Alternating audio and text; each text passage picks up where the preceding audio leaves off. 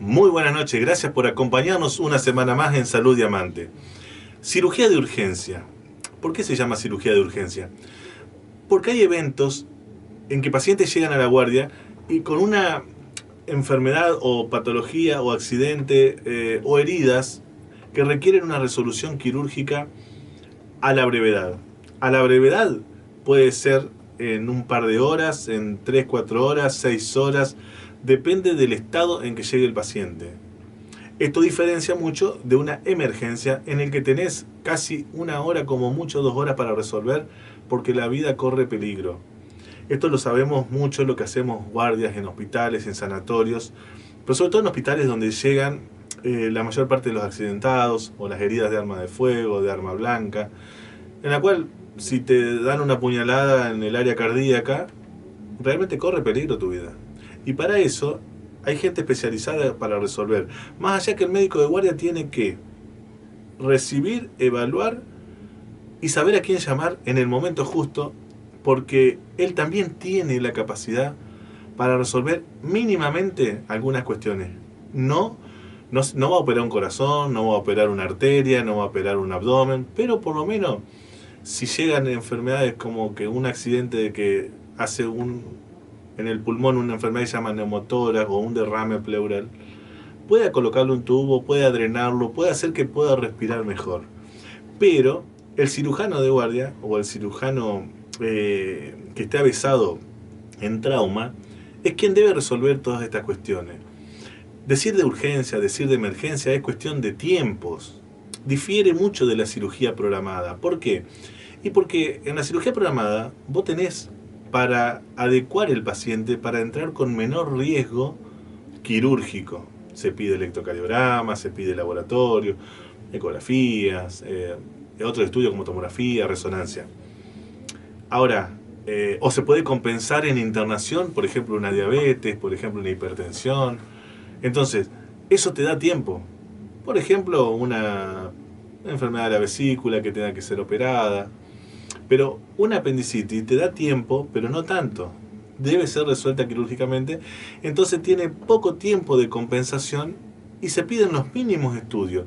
Pero ahora, si llega una herida de arma de fuego, arma blanca, que digamos toca órganos importantes, no te queda tiempo para pedir ningún estudio, solo como mucho grupo sanguíneo y factor para poder transfundir en el caso que lo necesite. Después tenés que abrir y solucionar quirúrgicamente el problema. Bueno, hoy vamos a hablar en Salud Diamante con un referente de la salud acá en Diamante y un cirujano de años que ha trabajado junto a su padre un montón de tiempo, como es el doctor Jorge Camaño. Él nos va a evacuar un montón de consultas y de dudas que tenemos de cómo resolver o cómo se deben resolver primariamente para poder preservar en primer lugar la vida, en segundo lugar el cuerpo y en tercer lugar la función. Así que todo eso vamos a hablar ahora. Quiero recordarte que estamos también en la campaña nacional de vacunación y que debes llevar a tu niño o transmitir para que lleven a los niños entre 13 meses y 4 años inclusive, para vacunar en los hospitales. En el hospital acá San José están de 7 de la mañana a 20 horas todos los días de corrido, de lunes a viernes. Y en el SIC también, en los centros de salud también. Y esto es extra del calendario de vacunación. Son dosis adicionales, son gratuitas y son obligatorias. Así que hacemos hincapié en esto. La semana que viene vamos a charlar con gente del vacunatorio para que te dé más información. Ahora hacemos una pausa y después ya vamos a la entrevista con el doctor Jorge Camaño. Y ahora vamos a la entrevista con el doctor Camaño, que es un amigo, un colega, médico referente de la ciudad de Diamante. ¿Cómo estás, Jorge? Hola, buenas noches, Cristian. ¿Cómo está? ¿Todo bien? Todo. Gracias por venir una vez más a Salud Diamante. La verdad que una felicitación por haber llegado hasta ahí en los festejos que hubo el otro día en Colón. Por la televisión. Lo vi a la noche, te vi en la tele. Bueno, si bien no ganaron el premio, es muy importante llegar hasta ahí. Creo que es un logro muy importante haber estado alternado entre toda la provincia de Entre Ríos. Yo vi el programa, había muchos programas de muchas ciudades, así que bueno, la verdad que los felicito. Bien, muchas gracias y bueno, nos anima a seguir.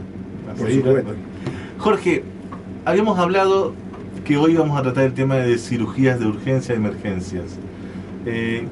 ¿Podés explicarnos qué es una cirugía de urgencia, qué es una cirugía de emergencia? Bueno, una cirugía de urgencia es una apendicitis, por ejemplo.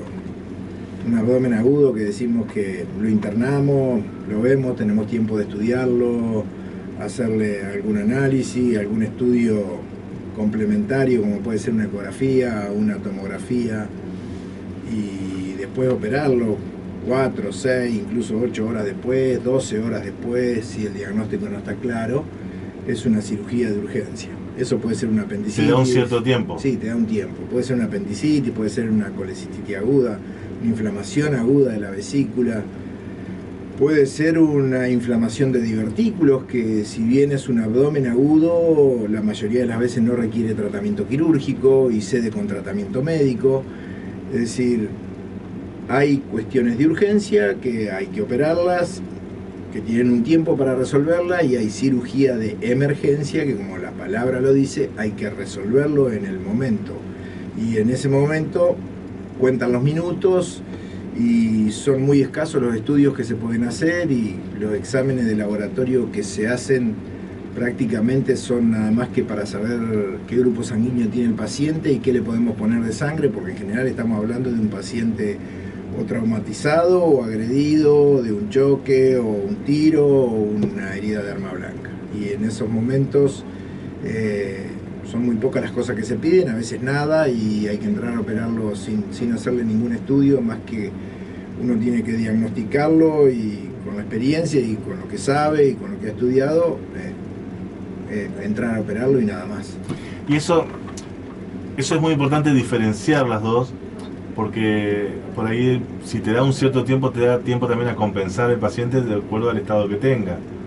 Sí, por supuesto, porque hay pacientes de distinta índole. Si uno recibe un paciente con un traumatismo o una herida de arma blanca, generalmente si es una herida que requiere cirugía de urgencia, es una herida en el tórax y requiere una cirugía de urgencia, uno sabe en el ámbito donde estamos nosotros que tiene que operarlo acá en Diamante, porque muy posiblemente el paciente no llegue a Paraná. O si uno recibe un paciente traumatizado y está, decimos los médicos, en shock hipovolémico o exsanguinado, se le ha ido toda la sangre del espacio intravascular, o lo tiene dentro del organismo pero no dentro del compartimiento vascular, puede ser en el abdomen, puede ser en los muslos, en las piernas, puede ser en el tórax, o puede estar en el piso caído por una herida que está sangrando para afuera. Entonces ese paciente, si uno no dispone de sangre, tampoco lo puede mandar a viajar 40 kilómetros a Paraná, porque no va a llegar a Paraná y se va a morir de camino. Entonces son decisiones a veces muy difíciles, porque uno no cuenta con toda la tecnología a veces que debería tener. Hoy en la cirugía de urgencia se usa muchísimo la tomografía, y los tomógrafos demoran 5 minutos en hacer un barrido del cuerpo, y con eso se puede hacer un diagnóstico y saber si un paciente traumatizado tiene una lesión de hígado y de vaso, que son los lugares más frecuentes de sangrado, incluso si tiene una ruptura de la aorta, que es la arteria que lleva la sangre más importante del organismo.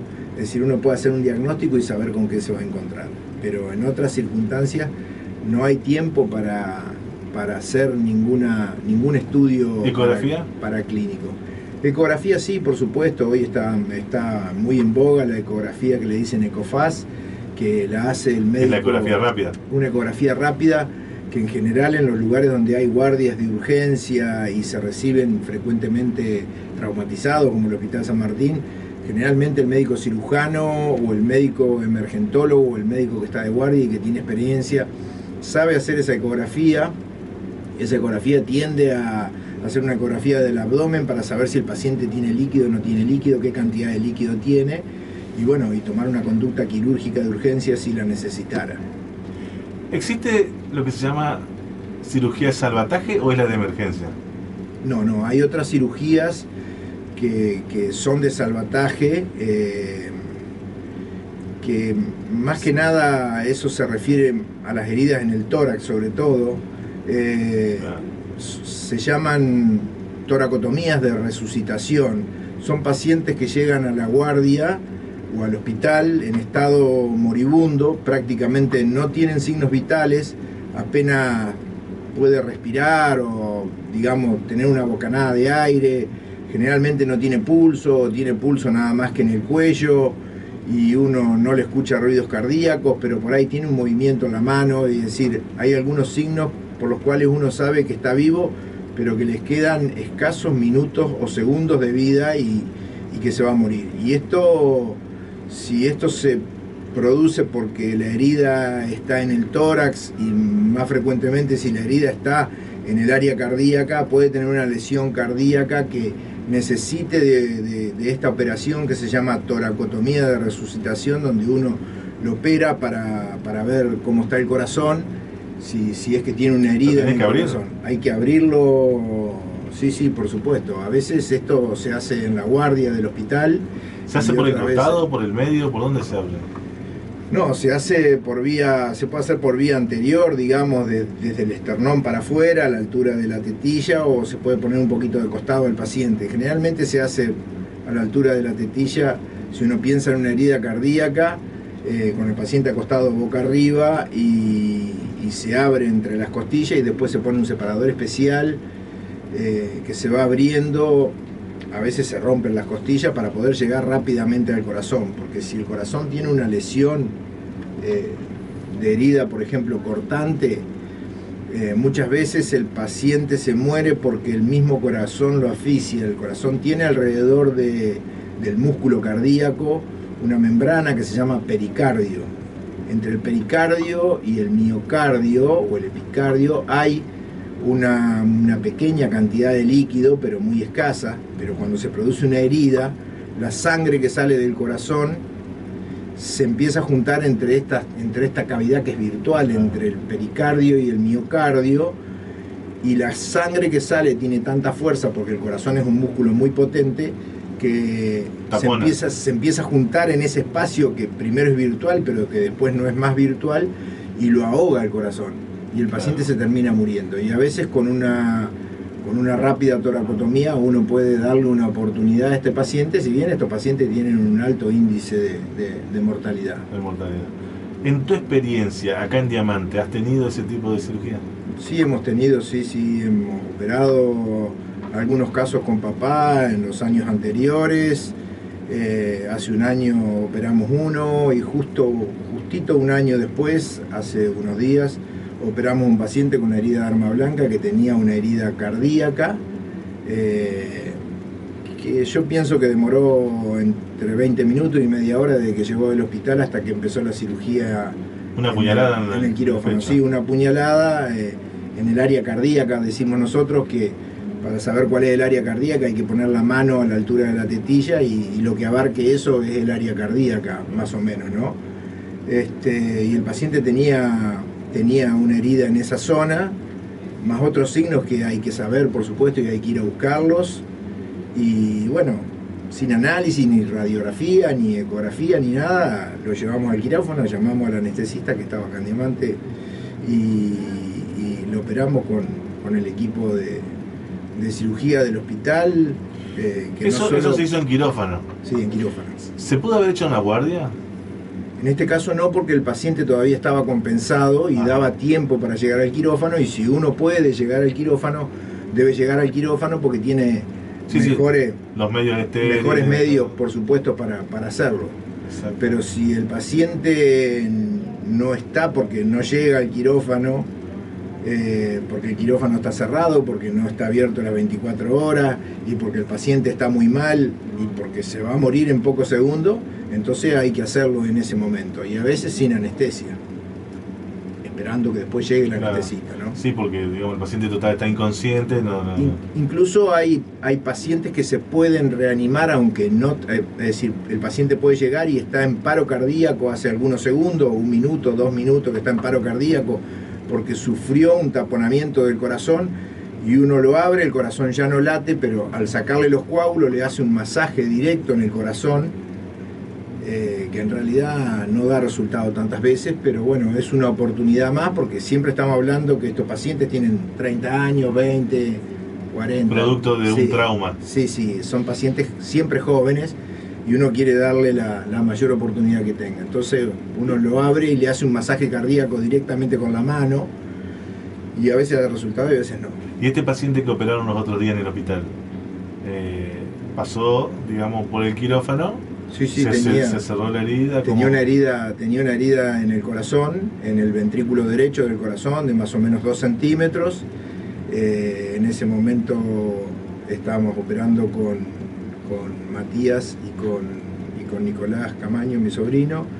Estaban las chicas del quirófano que generalmente están entrenadas en este tipo de cosas, es decir, entrenamiento. Estamos hablando de una cirugía que con mucha suerte podemos hacer una por año o menos.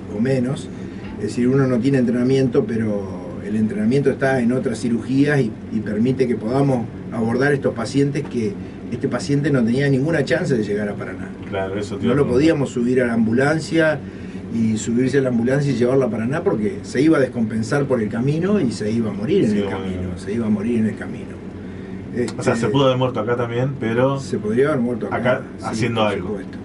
De hecho, algunos de los que hemos operado, hace muchos años hubo un chico que apuñalaron ahí en la esquina del hospital, del Colegio Nacional, y le hicimos una toracotomía de urgencia, es decir, le abrimos el tórax en la guardia y encontramos la herida cardíaca y demás, pero no pudimos salvarle la vida.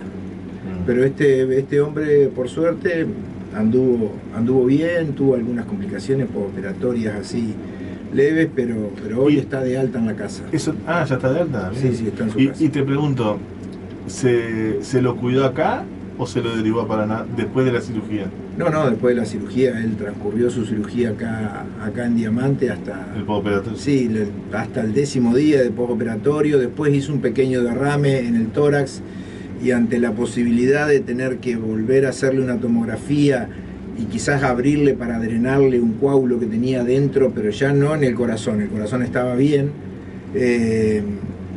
Yo hablé con el jefe de cirugía de tórax del Hospital San Martín, que es amigo mío, y vimos la posibilidad de que se hiciera por toracoscopía, es decir, poniéndole una cámara adentro para no operarlo. Finalmente él fue a Paraná, lo controlaron, lo vieron y no fue necesario operarlo. Estuvo 4 o 5 días internado en Paraná y hoy está en Diamante. Análisis de laboratorio, ¿para qué se piden en general?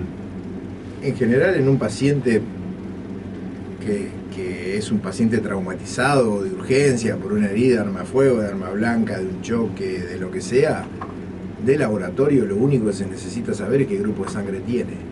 Si se puede saber. Si no se puede saber, está establecido que se le puede pasar a un grupo de sangre que es 0 negativo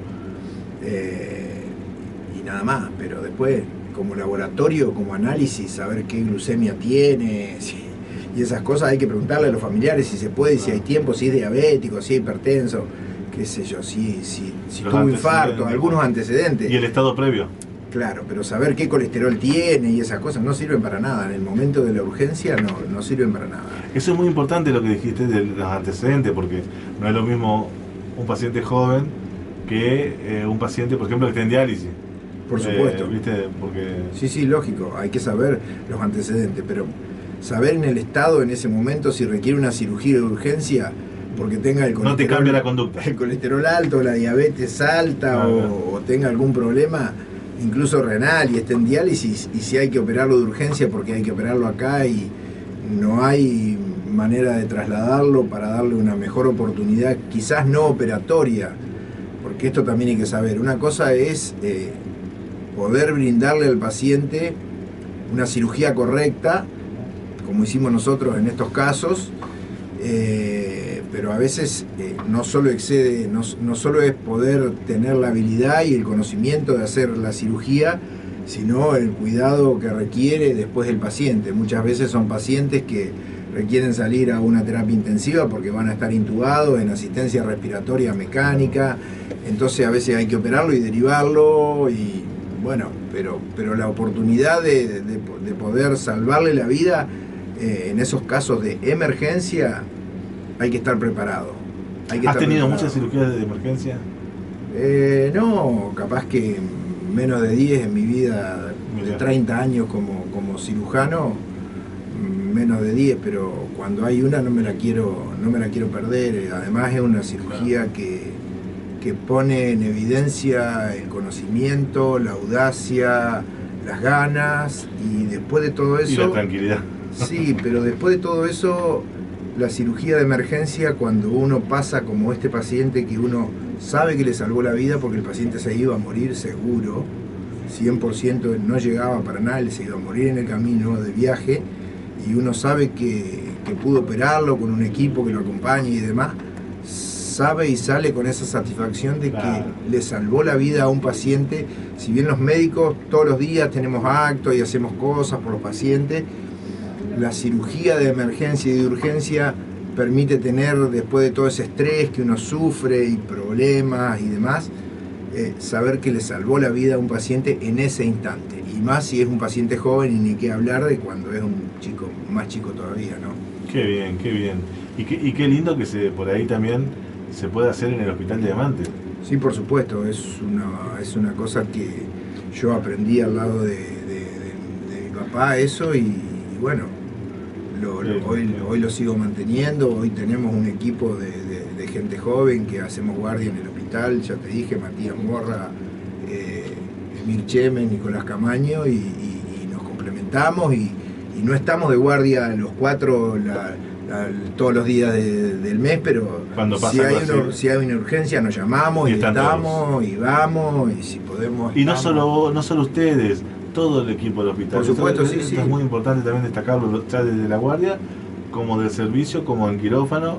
Por supuesto, yo sé que si hay una emergencia de este tipo y llamo al quirófano... Es más, de los otros servicios se van. Y hablo, yo sé que van a ir sin preguntar si están de guardia, nadie pregunta si le van a pagar o no le van a pagar. Tal cual, bueno, eso es más satisfactorio aún. Sí, hay una solidaridad muy importante. No ha habido muchos casos así de víctimas en masa que hemos tenido, pero hemos tenido algunas veces, un choque de un colectivo, me acuerdo acá 2 veces, uno fue en el cruce, y otro fue un colectivo que volcó ahí en Belgrano, en la primera rotonda de Belgrano. Y bueno, tuvimos víctimas en masa, unos cuantos, y bueno, estaba todo el hospital ahí colaborando. No solo los médicos cirujanos, los médicos clínicos, los médicos anestesiólogos, un montón de cosas, ni que hablar el personal del hospital, no solo el personal de enfermería, la mucama, el personal de limpieza, están todos esperando que alguien les diga qué podemos hacer. Hay que tener siempre en esto, cuando pasan estas cosas, tiene que haber alguien que sepa de esto para tener un liderazgo de qué es lo que hay que hacer, tal cual, cómo hay que hacerlo. Esto también has hecho cursos, ¿no es cierto? O sea, generalmente los médicos hacen cursos de emergencia, es lo habitual porque siempre trabajan en guardia al principio de su carrera como médico. Yo recuerdo en el año 2017 que trajimos a hacer el ATLS. Sí, correcto. En el cual participaron un montón de médicos de acá de Diamante. Sí. Este curso es un curso internacional de avanzado en trauma. Correcto. Que se hace teórico y práctico, y un curso que se dicta de la misma forma en todo el mundo. Quizás sea el curso de trauma más importante que hay en el mundo. Y lo trajimos acá a Diamante, y participaron los médicos de Diamante, y que estuvo una convocatoria muy buena, y estuvo muy bueno ese curso, yo lo recuerdo, y participaste del mismo también, y eso te da también una cierta seguridad al momento del trabajo. Sí, correcto, sí. El ATLS es un curso muy importante. Yo empecé a hacer guardias acá en Diamante después de terminar mi residencia en el año 95, y cuando antes de entrar a la residencia de Santa Fe, donde hice la residencia en el Hospital Iturraspe, estuve como 6-8 meses trabajando acá en Diamante, y hice guardias y me di cuenta que sabía poco de qué había que hacer con un paciente que llega traumatizado, porque no es solo ser cirujano para poder operar a un paciente que llega traumatizado. Las primeras medidas que hay que darle a un paciente que llega traumatizado debe saber hacerlo un médico de guardia común, porque no son medidas quirúrgicas, no hay que operarlo, pero sí hay que tener en la cabeza y estar preparado para saber qué es lo que hay que hacer con el paciente, porque generalmente se muere de cosas que se puede salvar y que no requieren de un cirujano, requieren de un conocimiento que se adquiere haciendo un curso de trauma como este, que es el ATLS, o un curso como el que hice yo antes de entrar a la residencia, que duró 4 meses y era como el curso de ATLS pero extendido, y en el cual aprendí muchísimo, y después en el año 96 hice el primer ATLS. Y después volví a hacer el ATLS acá en Diamante, porque es como que se vence y hay que volver a renovarlo y demás, pero Sí, yo me encontré con que tenía la necesidad de que a los pacientes que llegaban a la guardia Está preparado. hay que estar preparado para poder saber qué hay que hacer, y algunas maniobras no son para nada difíciles, pero sí hay que tener el conocimiento de cómo hacerla y qué hacer para poder salvarle la vida. Eso es tremendamente importante y también hay este tipo de cursos para enfermería. Sí, por supuesto. Que deberían también ir renovándose esos cursos periódicamente, no es para que se hagan todos los años, pero... Sí, y hay estos cursos a nivel de cardiología, hay este curso a nivel prehospitalario, es decir, qué es la atención prehospitalaria que hay que darle a un paciente traumatizado, y de eso se encargan desde el chofer de la ambulancia hasta el enfermero que va arriba, el telefonista, un paramédico, todos deben saber qué tienen que hacer y cómo hacerlo. Lo que pasa que es un poco complicado aplicarlo a un lugar chico como el nuestro, donde estas cosas pasan poco frecuentemente, pero bueno, eso depende de lo que a uno le guste y lo que se sienta la necesidad de tener que estar preparado para cuando te toca el momento de poder afrontarlo. Sí, y además eso de los prehospitalarios es muy importante, porque muchas veces tienen intervención los bomberos, la policía, porque, bueno, acá en Diamante no se ha visto mucho, pero si hay un incendio y hay una víctima, no podés entrar como médico al lugar y poder convertirte en víctima vos también. Por supuesto. Tenés que esperar que te lo traigan, y eso involucra a más gente que no son médicos ni del equipo de salud. Por supuesto. Sí, todas esas cosas son tremendamente importantes. Es así que en el trauma dicen que el paciente tiene la hora de oro, es decir, desde el momento que se produce el accidente hasta la primera hora es la hora en la cual el paciente se juega la vida. Claro. Y muchas veces esa hora pasa fuera del hospital, porque el paciente acá en Diamante, generalmente el traslado al hospital es corto, sí, pero en otros lugares donde el traslado es más lejos y demora más tiempo en llegar, muchas veces se juega la vida del paciente en eso, Claro. En el enfermero, en el paramédico que va, en el chofer de la ambulancia, porque no por ir a 200 lo va a salvar, porque muchas veces chocan y pasa una cosa peor. Agrega víctimas. Sí, claro, es decir, todas esas cosas están hoy muy estudiadas. Y otra cosa que dijiste importante es que el médico que recepciona en la guardia, el paciente, es el primer actor capaz de poder resolver, inclusive, como decir, no operando, pero dándose cuenta del diagnóstico. Tal vez con un estetoscopio nomás, por supuesto, ocultando el tórax, ya pueda saber si hay entrada de aire, no hay entrada de aire. Por supuesto. Sí, hay pocas causas que matan a un paciente en pocos minutos. Los que se mueren en forma inmediata son muy pocas, y las causas no son más de 5. Una es el traumatismo de cráneo muy grave, un paciente que viene con la cabeza partida al medio y la mitad del cerebro en la calle, tiene muy pocas chances de vivir.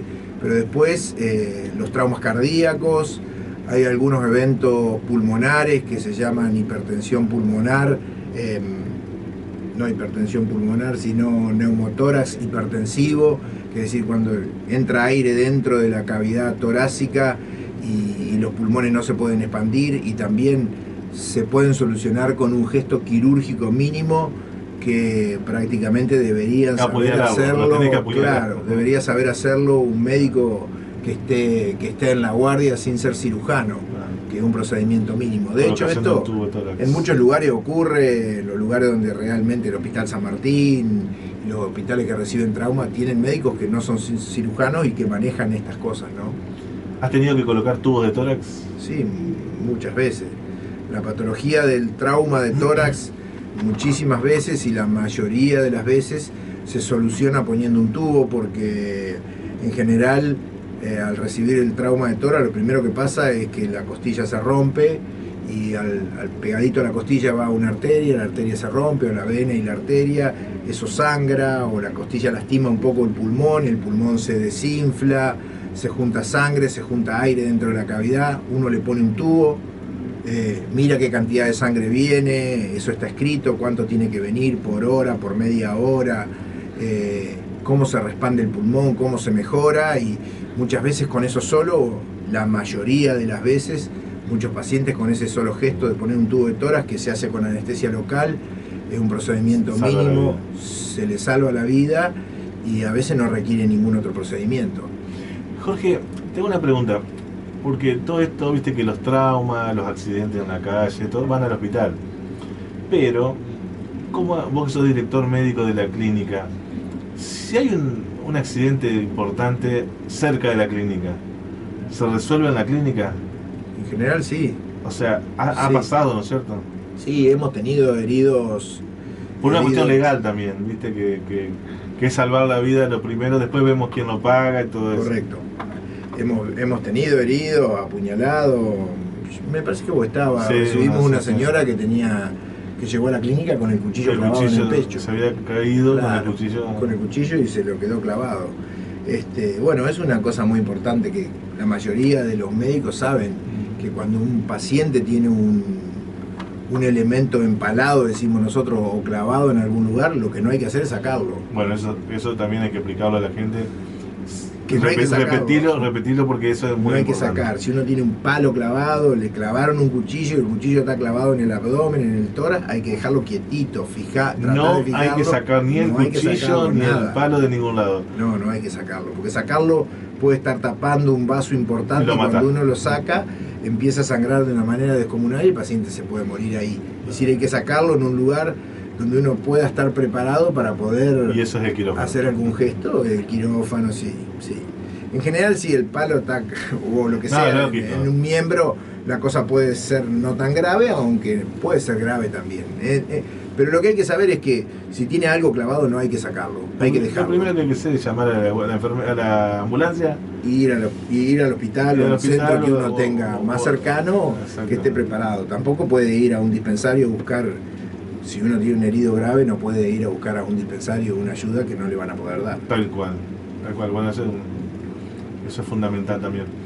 Jorge, hemos hablado un montón de lo que es cirugía de urgencia y de emergencia y de salvataje y demás. En las cirugías que pueden ser programadas, vamos a hablar un poquito de esto. Acá sí necesita laboratorio, electro, Sí, por placa. Sí, sí, un paciente que va a ir a una cirugía programada debe llegar a la cirugía en excelentes condiciones, con el mínimo riesgo desde todo punto de vista. Anestesiológico, cardiológico, de Hasta laboratorio. Depende cómo uno lo vea al paciente, le va a solicitar. Pero hay estudios que son básicos, que son de laboratorio y coagulograma, por ejemplo, todo el mundo tiene que tener. Una visita con el cardiólogo, todo el mundo tiene que tener, porque está haciendo una cirugía programada. Se minimizan la... Por supuesto, y hay cosas cardiológicas que el paciente no siente nada durante toda la vida y por ahí tiene una arritmia oculta que se despierta durante la cirugía y puede causar un problema. Es decir, hay que llegar con todos los deberes hechos en cuanto al preoperatorio y ahí hay que esforzarse, no solo los estudios, sino además en el interrogatorio del paciente y saber Claro. interrogarlo para poder buscar qué es lo que hay que hacer. Pero hay cosas básicas que un paciente tiene que tener para una cirugía programada, que es un electrocardiograma, unos análisis, y esto es para una apendicitis, por ejemplo, para una inflamación aguda de la vesícula, una colecistitis, una operación de vesícula, debe tener un electro, debe tener un laboratorio que incluya por lo menos un coagulograma para saber que la coagulación está bien. Y bueno, qué sé yo, si el paciente es un paciente fumador y tiene 60 años más, habrá que hacer una radiografía de tórax para ver cómo están los pulmones y demás, pero no siempre. Pero algunas cosas son básicas y hay que hacerlas. En la clínica se están haciendo endoscopías, Sí, señor. altas y bajas, que son como cirugías mínimas, ¿sí? ¿Cómo decimos? Sí, en la endoscopía hay diagnóstica y terapéutica. Nosotros hacemos endoscopía en la clínica desde el año 2009, que compramos el primer equipo de endoscopía. Ahora hace un tiempo tenemos un equipo de endoscopía muy nuevo, con Matías, que somos los que nos encargamos de la endoscopía. Y bueno, la endoscopía puede ser una endoscopía terapéutica cuando uno pone el endoscopio y hace un diagnóstico, mira, qué sé yo, el esófago, el estómago y el duodeno, y hace un diagnóstico, tiene gastritis, una úlcera, una hernia de hiato, esofagitis, lo que sea, es diagnóstico.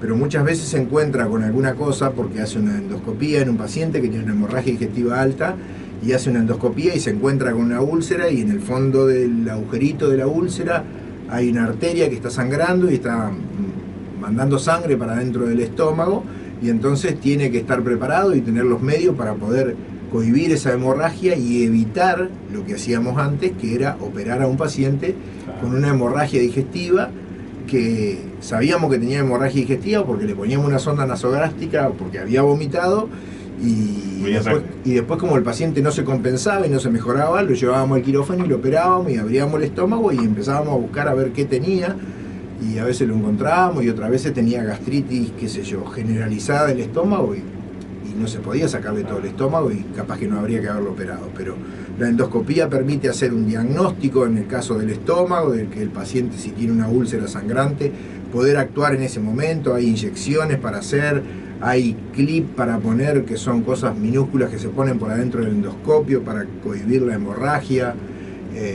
En cuanto a la endoscopía alta, y en la endoscopía baja, que es la endoscopía del colon, que está muy de moda por el cáncer de colon y la detección de los pólipos, que es lo que salimos a buscar, y uno encuentra un pólipo en un paciente y bueno, tiene que sacarlo. Si se puede sacar, se tiene que sacar en ese momento, y eso es una cirugía endoscópica, porque uno pone un inyector, inyecta el pólipo, hace un procedimiento. Claro, invade, ¿no? Sí, pone un alambrecito, lo corta, lo saca, lo recupera, lo manda a estudiar, sabe qué tipo de pólipo era, cuándo tiene que volverse a hacer la endoscopía. Es decir, estas cosas la medicina ha avanzado en eso una cosa tremenda.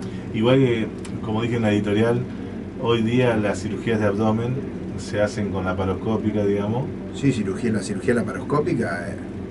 Hace poquitos días, 15 días, fuimos a la Asociación de Cirugía de Entre Ríos, de la cual yo he sido presidente y demás. Fuimos a Concordia, donde era la jornada de cirugía, y ahí estuvimos con un médico que muchos no saben ni quién es, pero se llama Aldo Kleiman, que fue el primer tipo que inventó la cirugía laparoscópica en el mundo. ¿Es uruguayo? Es de Concepción del Uruguay, es argentino y hoy vive en Rosario. Tipo de edad mediana, debe tener 72, 73 años, pero fue el primero que se le ocurrió hacer la cirugía laparoscópica. Él tiene los papeles con sus estudios, cómo los hizo, qué hizo en ovejas, cómo lo fue desarrollando, y no le dieron cabida en ese momento, pero al poquito tiempo, y estoy hablando de meses, menos de un año, ya las empresas en Alemania y en Estados Unidos salieron, y después esto fue un boom que se desparramó tremendamente. Pero el inventor de la cirugía laparoscópica en el mundo de la vesícula, de la operación de la vesícula tal cual está hoy, por supuesto que era con cosas mucho más rudimentarias, se llama Aldo Kleiman, es de Concepción del Uruguay, entrerriano y argentino. Qué tremendo la información que nos acaba de dar. No, yo no lo sabía. Un personaje, además, un tipo sumamente agradable. Hoy sigue trabajando, está trabajando en otras cosas de la vesícula, ver cómo hacerlo, pero bueno, el desarrollo de la cirugía laparoscópica que nació a partir de ahí, en el año 90, ha tenido un desarrollo tremendo. Yo sé que ustedes operan colon por la Hoy la cirugía laparoscópica hace absolutamente todo. Sacan riñones. Sí, hoy se hace casi cualquier cirugía por cortecitos mínimos. Por cortes mínimos, donde se ponen instrumentos por agujeritos de 5 milímetros, 10 milímetros, hasta 15 milímetros. Y uno saca, después por supuesto que si va a sacar un pedazo de intestino tiene que hacer una incisión para sacarlo, porque no se puede hacer de otra manera, ¿no?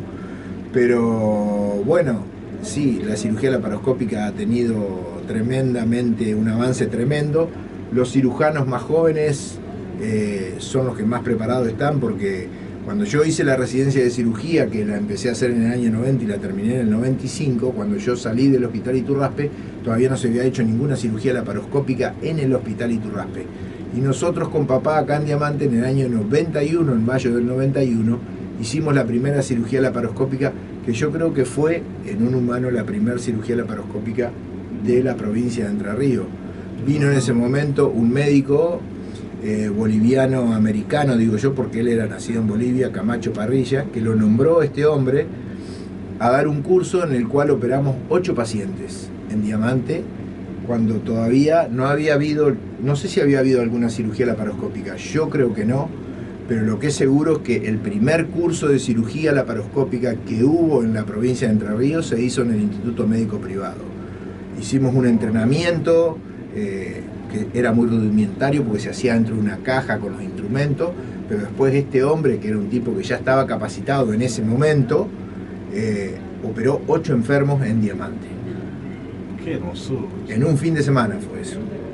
Qué lindo, y la experiencia y el aprendizaje para ustedes. Por supuesto, de ahí en adelante nosotros operamos, hoy tenemos gente joven, Matías, que es una persona que tiene un don especial para la cirugía laparoscópica, realmente es un habilidoso como poco, porque yo he visto operar en muchos lugares, he andado por muchos lugares, conozco y sé que es un tipo muy preparado, muy habilidoso para esto. Emir Cheme y Nicolás, bueno, son formados en la cirugía laparoscópica. Yo me formé en la cirugía abierta, aprendí a hacer algunas cosas de cirugía laparoscópica y algunas no las hago, otras las ayudo y bueno. Bien. Interesantísimo, Jorge, gracias por venir. La verdad se nos pasó tanto el tiempo que nos pasamos, pero es linda charla, lindo lo que nos acabaste de contar. La verdad que muy importante de este doctor que hizo la primera Aldo Kleiman. Laparoscopía de colecistectomía laparoscópica en el mundo. En el mundo. Bien, y después, bueno, ¿cómo era el boliviano? Camacho Parrilla. Camacho Parrilla, que le vino a hacer acá las primeras cirugías de Río en Diamante. En Diamante. Bueno, llegamos al final del día de hoy. Como siempre es un gusto estar con ustedes. Gracias por apoyarnos, gracias por bancarnos, gracias a todos los que nos auspician el programa, gracias a vos que estás del otro lado, a la radio, a Gino, a Israel y al Canal 2 por transmitir también todo esto, para que puedas, por ejemplo, vos tener conocimiento de qué es lo que se hace acá en Diamante con respecto a la salud. Te espero la semana que viene. Sean felices.